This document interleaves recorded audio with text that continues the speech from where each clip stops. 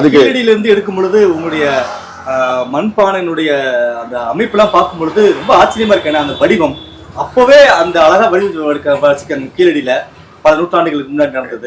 நிச்சயம் பார்க்கும்பொழுது உங்களுக்கு என்னென்ன ஆச்சரியம் இருந்தது? ஆக நம்மளுடைய பரம்பரை அங்க இருந்திருக்குன்னு ஆசை பண்ணீங்களா என்ன? நிச்சயமாக நல்ல ஒரு அருமையான ஒரு கேள்வி. இன்னைக்கு இருக்கிற மாணவர்களுக்கு, இளைஞர்களுக்கும், இன்னைக்கு இருக்கிற நம்மளுடைய தமிழ் சமுதாயத்துக்கு தேவையான ஒரு பதிவு இந்த பதிவு. ஏன்னா கீழடி மட்டும் இல்லாமல் கிட்டத்தட்ட ஒரு நூற்றுக்கணக்கான ஆராய்ச்சிகள் இங்க செஞ்சு அது பாதியிலே விடப்பட்டிருக்கு. கீழடி மட்டும் இல்லாம ஆதிச்சநல்லூர்லயும் இது போல தரவுகள் கிடைச்சிருக்கு.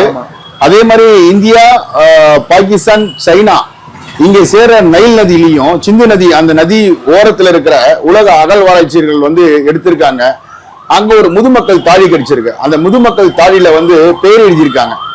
பார்த்தா மாயோன், சித்தன், சாத்தன்ற தமிழ் எழுத்துக்கள் அங்க இருக்கிறது. அது 3000 ஆண்டுகளுக்கு முன்பாக இருந்திருக்கலாம்னு சொல்றாங்க. அதே போல இப்ப பாத்தீங்கன்னா நமக்கு கார்பன் டேட்டிங் முறையில தான் அகழ்வாராய்ச்சியை பண்ணுவாங்க. கரித்துண்டுகள் கிடைச்ச அந்த கரித்துண்டுகள் எடுத்து அகழ்வாராய்ச்சி பண்ணுவாங்க.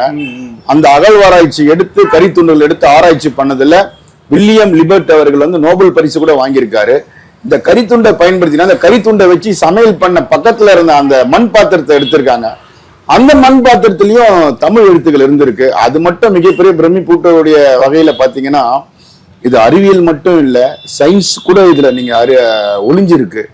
இன்னைக்கு உலகம் முழுவதும் தேவைப்படுகின்ற நானோகிராஃபின் என்ற ஒரு இரும்போட 200 மடங்கு பிரஸ்ஸின் ஃபேக்ட் அதிகம், ஆனா இரும்பை விட எடை குறைவு. அது போல ஒரு பொருள்ல அந்த நானோகிராஃபினை அப்பவே 5000 ஆண்டுகளுக்கு முன்பாகவே மண்பானைக்கு மேல பூசியிருக்காங்கன்னா அந்த ஓடுல இருந்து அகழ்வாராய்ச்சிகள் கண்டுபிடிச்சிருக்காங்க. அதை இப்ப வெளியிட்டு இருக்காங்க.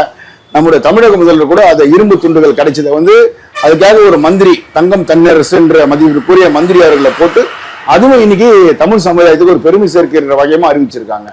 இதெல்லாம் எங்க மண்பாண்டம் செய்யும் போது அப்போ இந்த தமிழ் சமுதாயத்துக்கான நாகரிகமும் வளர்ச்சிகளும் அறிவியலும் இதை கத்துக் கொடுத்தது நம்மளுடைய தமிழ் சமுதாயம் தான் போது நமக்கு எல்லாம் மிக பெருமையா இருக்கு. அந்த அமைப்பு பார்க்கும் எப்படி இருந்துச்சு? ஆக நம்மளுடைய பானையோட அமைப்பும் அவங்களுடைய பானையும் அதே சைஸ்ல பண்ணிருக்காங்களே, அதை எப்படி பதிலே வந்துக்குதா? நிச்சயமா. ஏன்னா 66 தேசங்களை ஆண்டிருக்காங்க இங்க நம்ம தமிழர்கள் தான். அதுக்கு ஒரு முன்னோடியாக இருந்தவர் தான் சாலிவாகனன் சகாப்தமே ஒண்ணு இருக்கு நம்ம கிட்ட. அதை ஆனா மறைச்சிட்டாங்க. அந்த சாலிவாகனுடைய சகாப்தம் என்னன்னா, இந்த நாட்டையே அரக்கன் ஒருவன் சித்திரவதை செய்யும் பொழுது அந்த விக்ரமாதித்தனை கொல்ற